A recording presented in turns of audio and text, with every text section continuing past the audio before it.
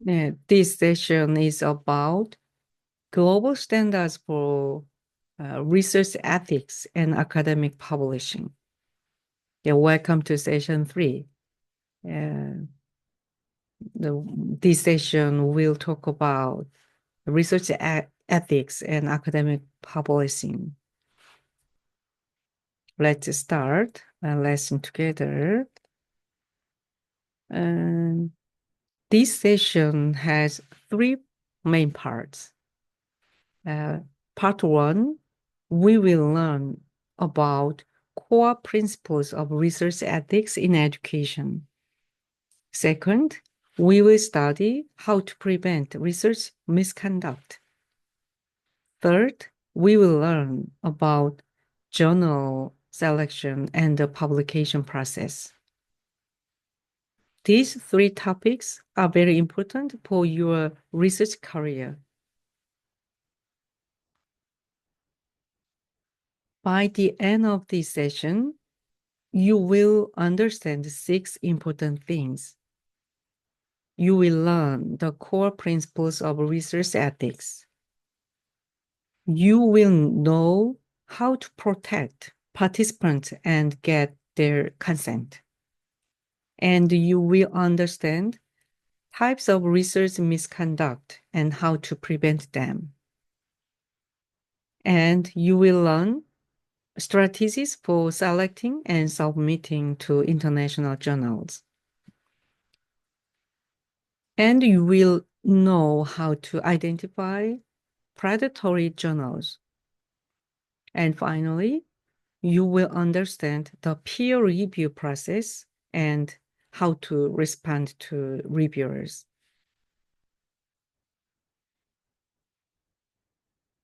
Why do we need research ethics? There are 5 main reasons. First, it maintains academic credibility. Second, it protects our participants. Third, we must follow legal requirements. Fourth, it protects our career and reputation. Fifth, it leads to better research outcomes. Ethics is not just rules. It makes our research better and safer. There are 3 foundational principles of research ethics. The first is respect for persons. We must respect people's choice and protect vulnerable people. The second is beneficence. We must maximize benefits and minimize harm. The third is justice. We must be fair in selecting participants and distributing research benefits. These principles apply to all education research. Education research has special considerations. First, we often work with children and adolescents who need extra protection. Second, there are power relations in school settings. Teachers have power over students. Third, research can impact academics and assessment. Fourth, we must consider the Philippine context. What works in other countries may not work here. We must always think about these special issues.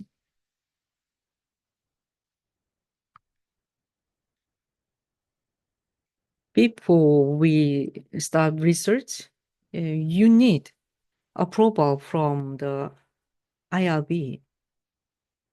IRB means Institutional Review Board, and REC means Research Ethics Committee. In the Philippines and in Korea, university has these committees.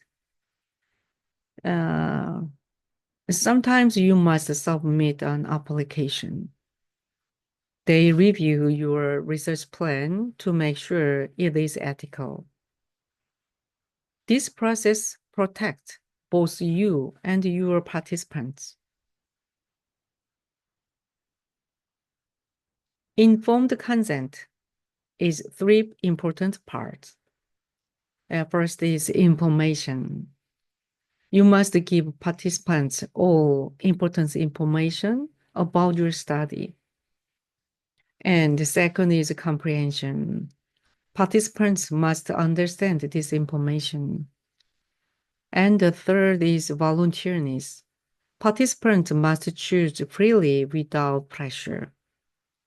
All three parts are necessary to true informed consent. Consent forms are essential documents. They protect both participants and researchers. Your consent form must include required contents like purpose, procedures, risks, and benefits. You must use language that participants can understand. In the Philippines, you may need to provide forms in both English and Filipino or local languages. The form is proof that the participant agreed to join your study.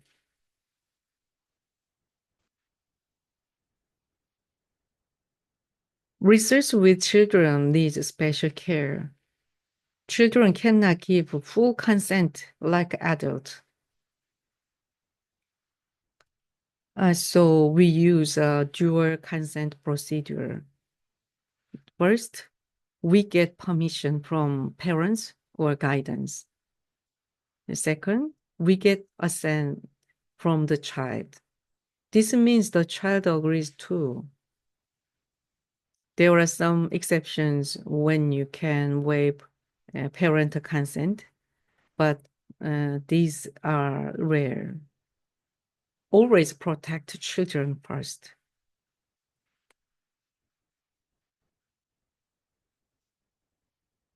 And some groups are vulnerable and need extra protection. Examples include out-of-school youth, indigenous peoples, and people with disabilities. We must provide additional protections for these groups. We must be very careful to prevent exploitation. We must make sure they truly understand and freely choose to participate. Never take advantage of vulnerable people.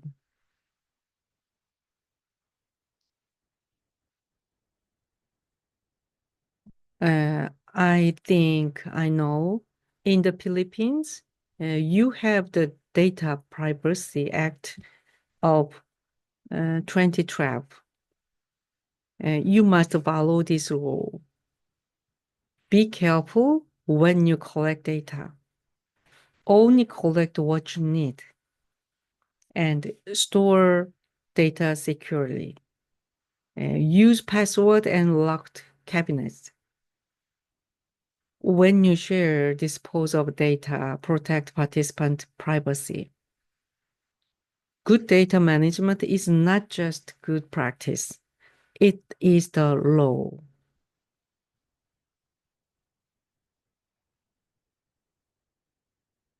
There are two ways to protect participant identity. Anonymization means removing all identifying information. You cannot trace back to the person. And pseudonymization means using fake names or code. You can still trace back using a key file. For example, use teacher A or students 1 instead of real names. Take precautions. Store the key file separately from the data.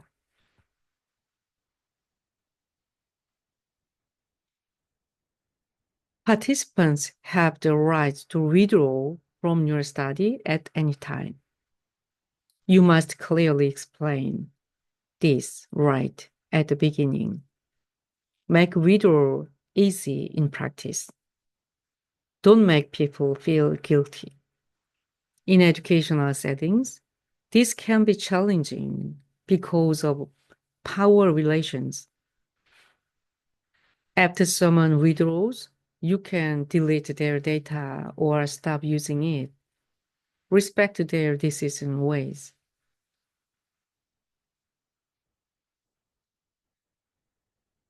Now let's talk about research misconduct. There are three main types. Fabrication means making up data that doesn't exist. Falsification means changing or omitting data to get the result you want. Plagiarism means using others' work without giving credit. All they are very serious. They can end your career.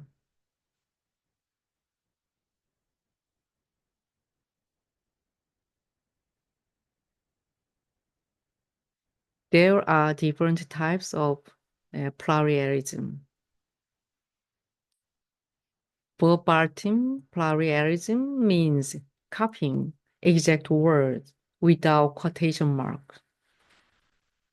Mosaic plagiarism means copying some words and changing a few words, but keeping the same structure. Both are wrong. Even if you change some words, if you keep the structure and don't cite, it's still plagiarism. Other types include self plagiarism and accidental plagiarism.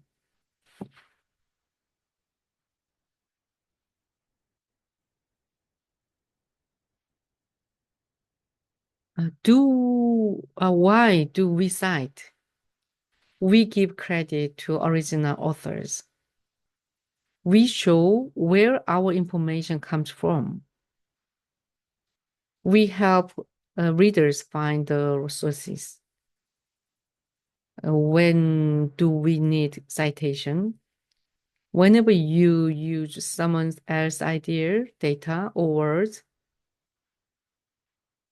What is common knowledge? A fact that everyone knows don't need citation. And we use APA addition style in education research. And I recommend learn more about that style.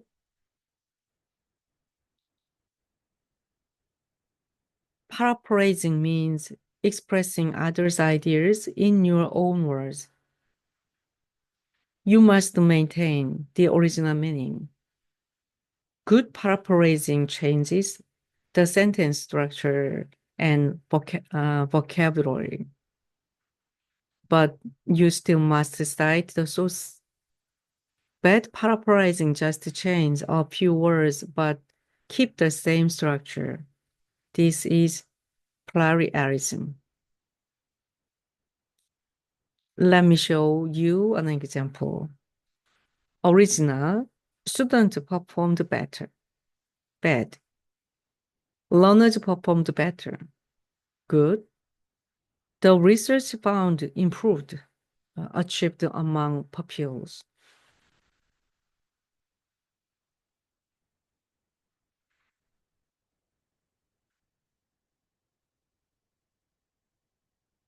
There are tools to detect plagiarism. Major tools include Grammarly Premium. That tools is free. Free tools include Quotext, Duplicate Checker, and Google Scholar. These tools show you a percentage, maybe 15% or 20% similarity. How do you interpret this? Usually, under 15% is usually acceptable. Maybe 10%. Yes. But also check what is highlighted. Sometimes it is just references. Use these tools to prevent plagiarism before you submit.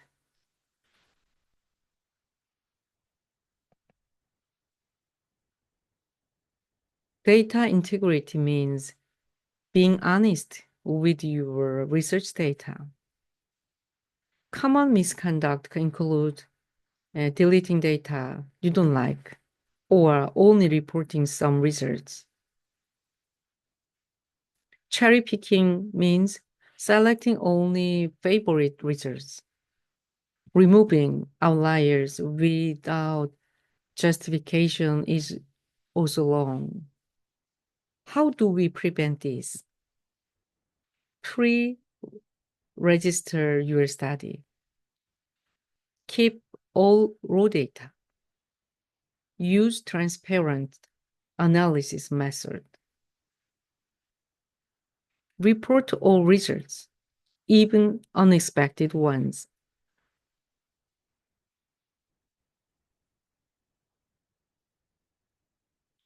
Who should be an author on a paper?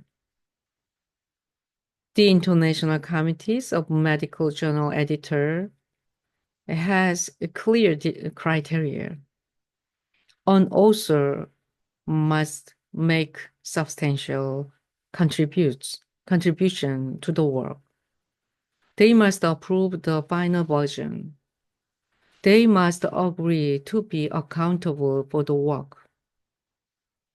Author order matters. Usually, the first author did the most work. Inappropriate practices include gift authorship, adding someone who didn't contribute, ghost authorship, hiding someone who did contribute. Both are unethical.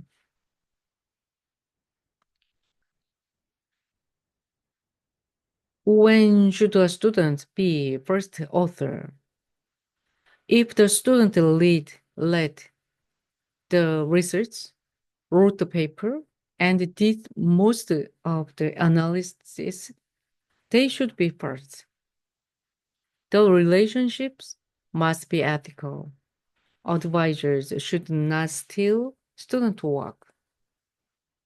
Communication must be transparent. Discuss authorship only. And the CLEDT taxonomy helps clarify who did what. It lists rules like conceptualization, methodology, writing, and analysis.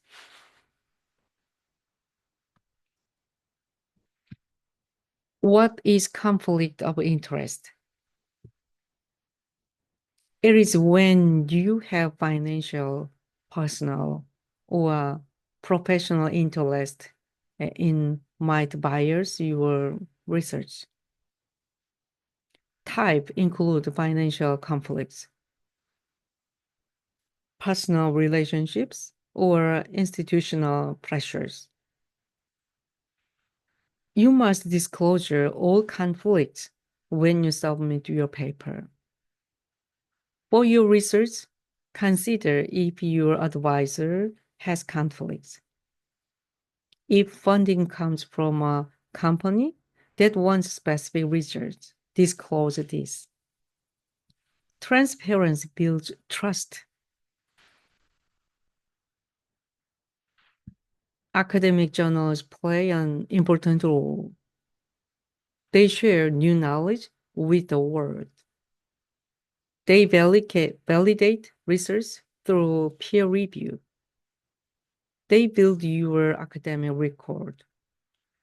There are different journal types. Some focus on theory, others on practice. Open access journals are free for everyone to read. Subscription journals require payment to access. Both types can be high quality.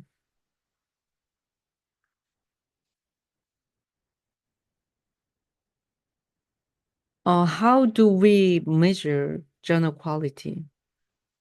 Impact factor shows how open articles are cited. High impact factor means more influential.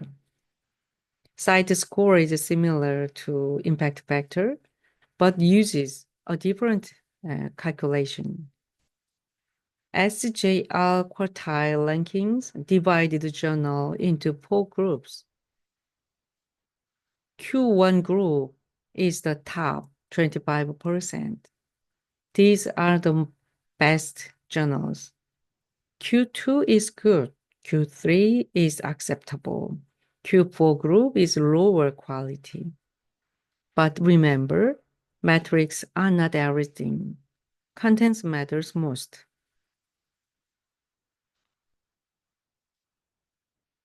Let me show you some education journals. Top hired SSCI journals have impact factor over 5. Examples include the review of educational research. An excellent journal like teaching and teacher education, impact factor 2 to 5. And there's also a regionally focused journal on Asian research. Beginner-friendly journals are good for new researchers. Some are open access, which means free to read. Choose based on your topic and level.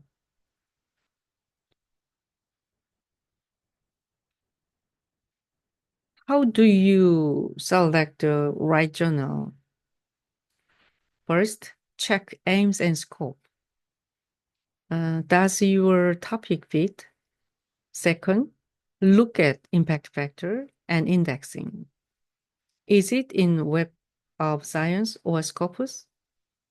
And the third, think about readership. Who will read your work? Fourth, check acceptance rate and review period. Some journals take 1 year over. And fifth, consider cost and strategy. Open access journal charge fees. These are very important problems. Choose wisely. The submission process has steps. The first, prepare your complete manuscript following the journal guidelines. And the second, write a cover letter. I will explain this next. And the third, submit online through the journal system. You will create an account, upload files, and provide information about authors. Double check everything before you click submit. A good cover letter has 5 parts. Greetings, dear editor, or use your name and introduce your paper. What is the title and topics? And explain significance. Why is this important? Why does it fit this journal? And confirm ethics. State that you have IRB approval and no conflicts. And closing. Thank them and provide contact information. Keep it short. Just 1 page is enough. There are different types of peer review. Single blind review means reviewers know your name, but you don't know theirs. Double-blind review means nobody knows.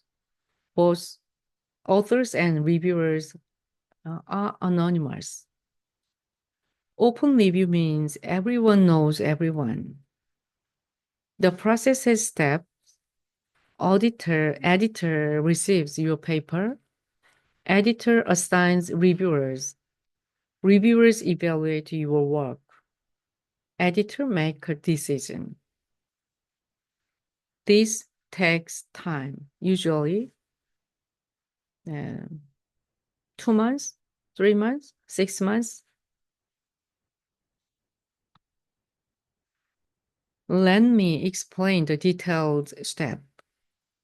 The editor does an initial review.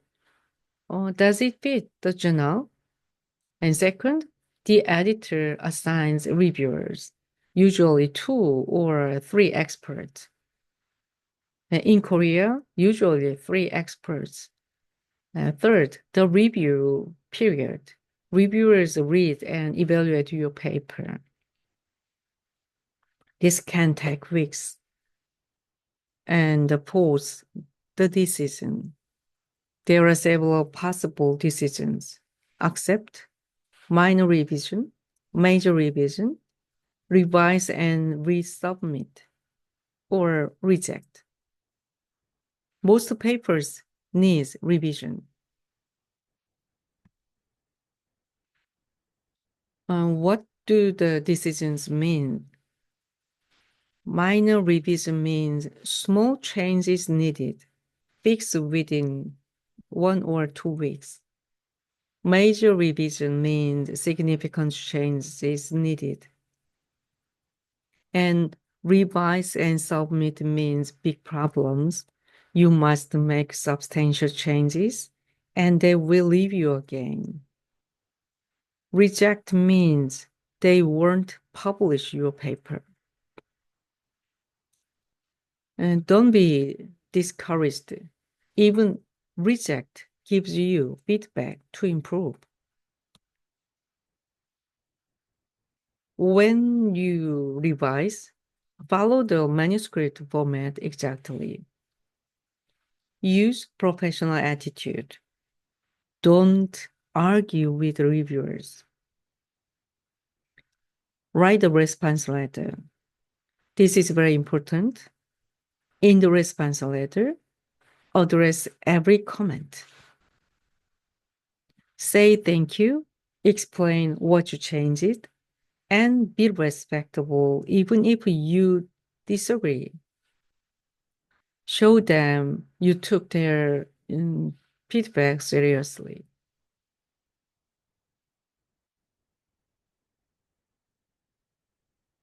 Here is how to structure your response letter.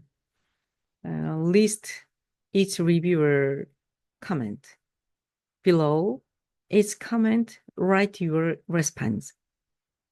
Explain what you changed and where to find it in the manuscript. For example, reviewer 1, comment 1. Please add more details about participants.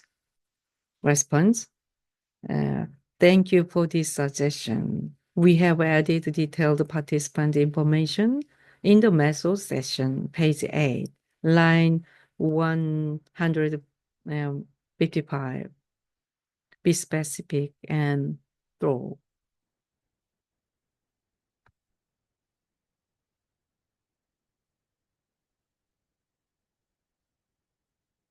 Rejection is normal. Even famous researchers get rejected. Don't take it personally. Analyze the feedback carefully. What can you learn? Improve and revise your paper based on comments. Then submit to another journal. Maintain perspective. One rejection doesn't mean your research is bad. Many published papers were rejected by other journals first. Keep trying.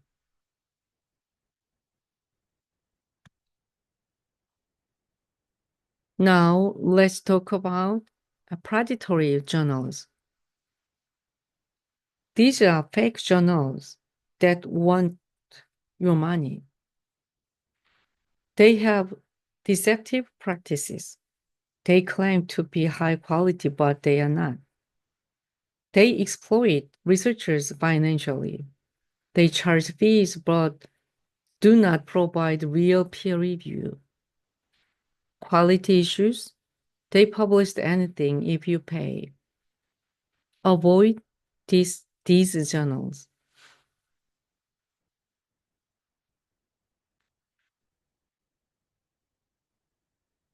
Publishing in predatory journals has serious consequences. Academic impact, career impact. Your reputation suffers. Don't become a victim. Learn to identify these journals.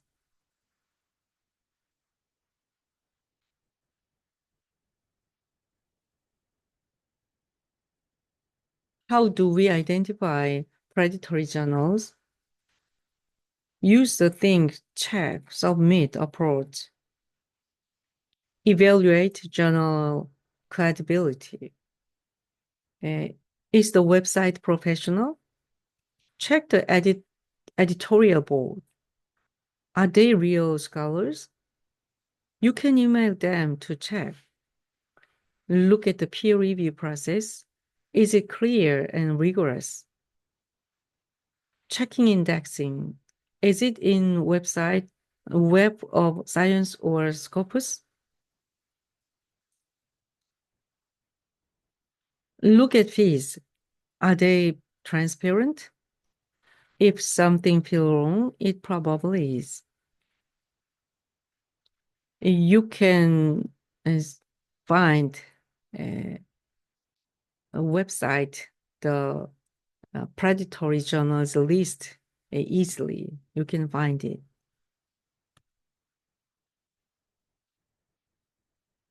Where can you find register-made journals? Web of Science by Clarivate is a trusted database. Scopus is another good database.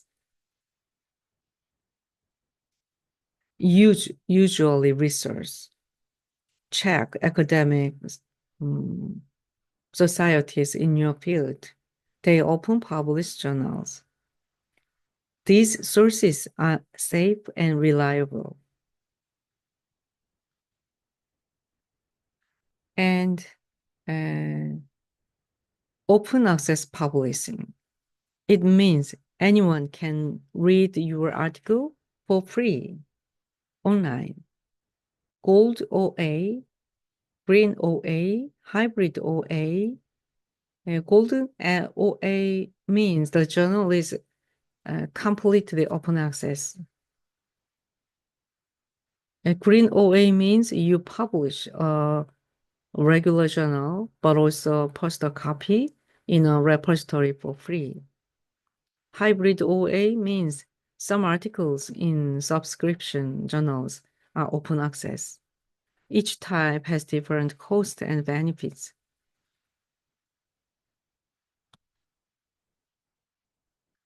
Open access has disadvantages too. Gold OA costs money. There is a risk predatory journals in open access. Some people think open access means lower quality. That is not always true, but the perception exists.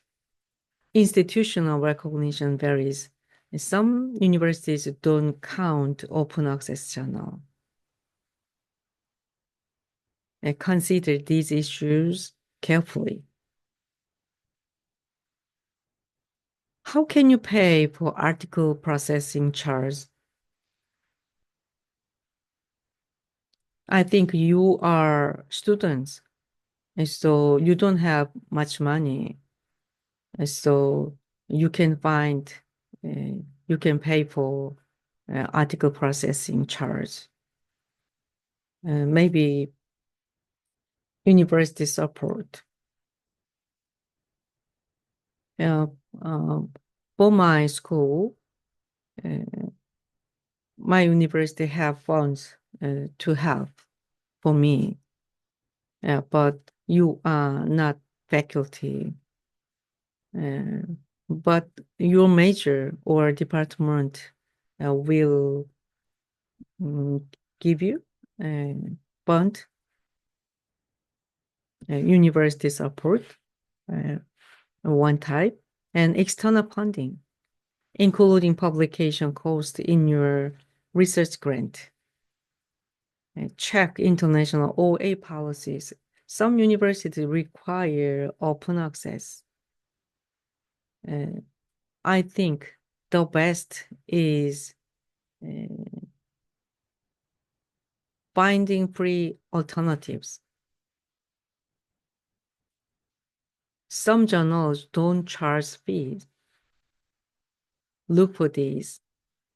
Also, some journals waive fees for researchers from developing countries. Always ask.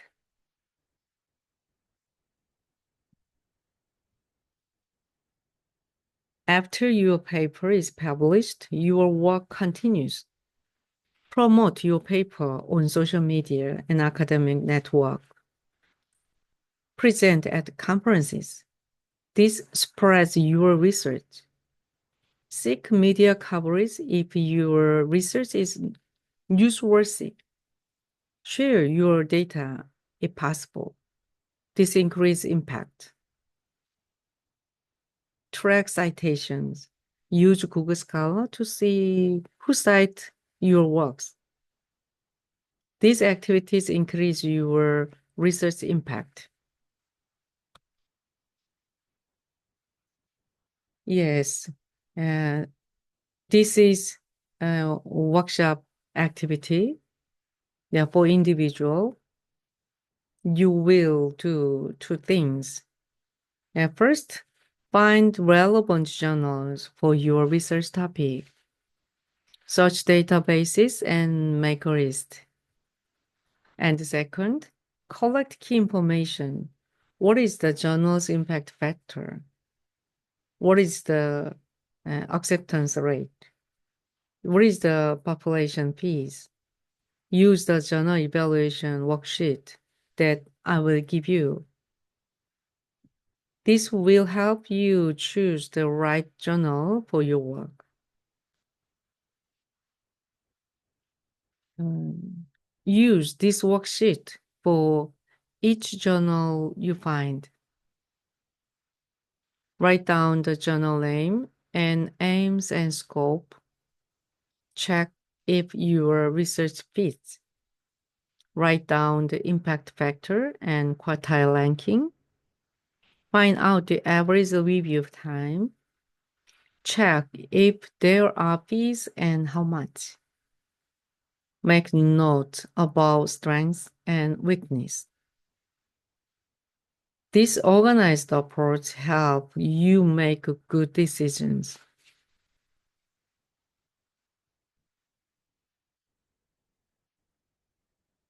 Before you submit, use this checklist. Did you follow all journal guidelines?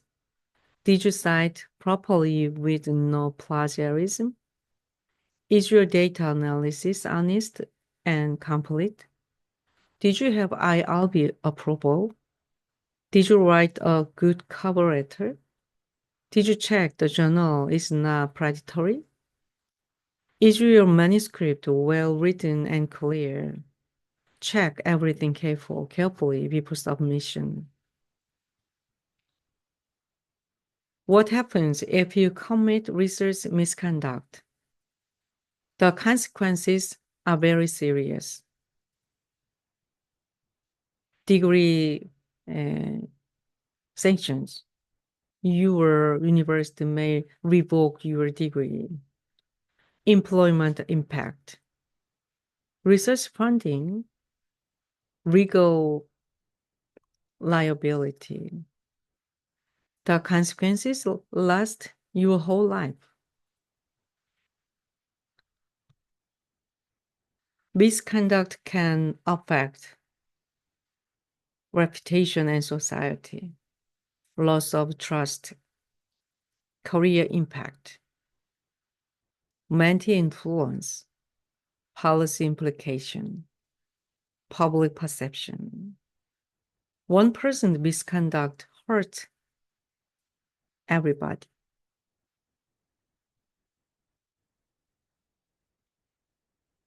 If you face ethical dilemmas, seek guidance. University sources include your IRB office, research office, and faculty advisors.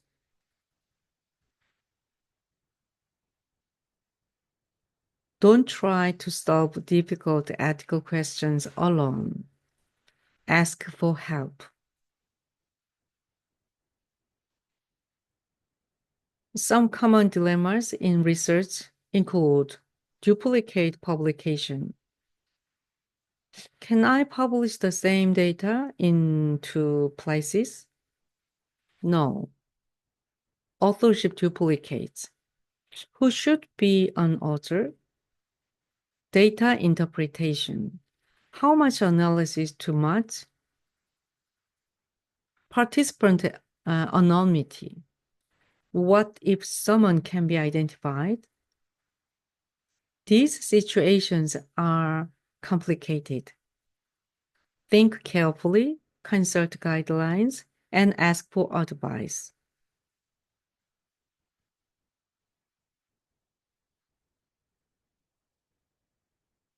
Yes, this is next section introduction. We will cover new topics. We'll learn about research impact assessment and citation metrics beyond just impact factor, and discuss Korea, Philippines collaboration opportunities. And we'll explore future research methodology.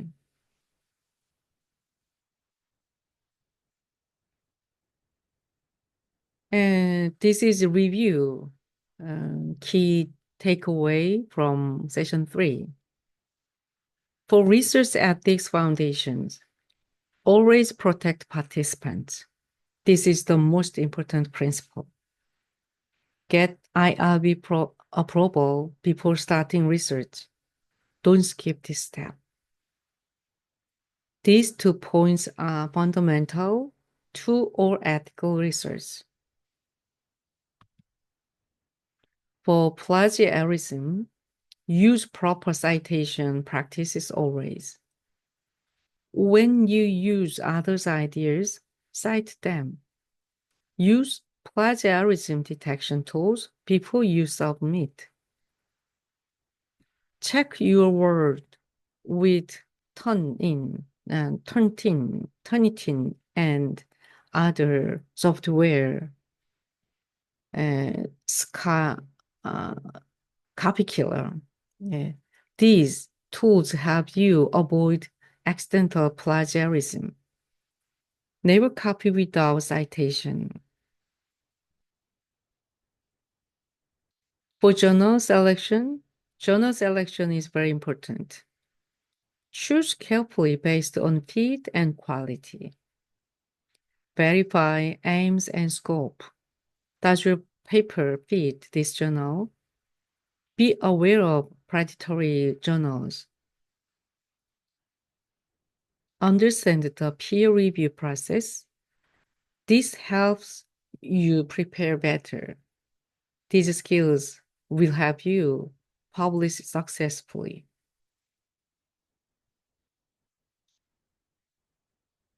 I have 4 optional assignments for you. 1, create a consent form for your research. 2, make a list of journals for your topic. 3, write a cover letter for a real or practice paper. 4, analyze a published paper. evaluate this method and ethics. These assignments or activities will help you practice what we learned today.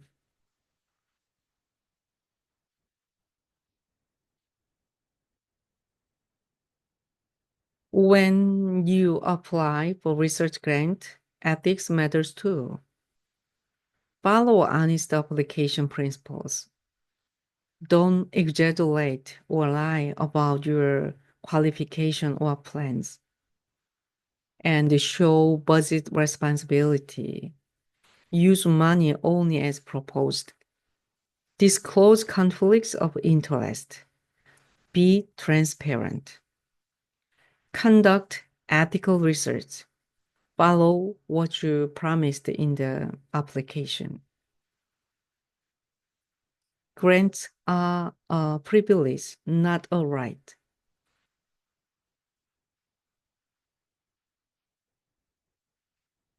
Sometimes problems happen after publication.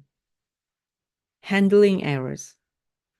If you find a mistake, contact the journal immediately. They may publish a correction. Responding to criticism. If someone critiques your work, respond professionally and constructively. Addressing misconduct. If misconduct is discovered, the journal may retract the paper. This is very serious. Be careful from the start.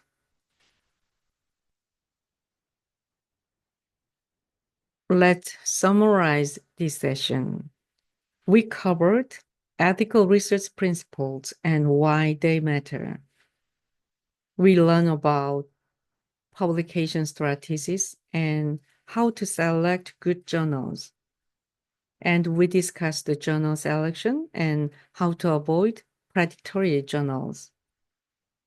And we reviewed quality control measures like peer review. And we identified resources for researchers. You now have the foundation for ethical, successful publishing.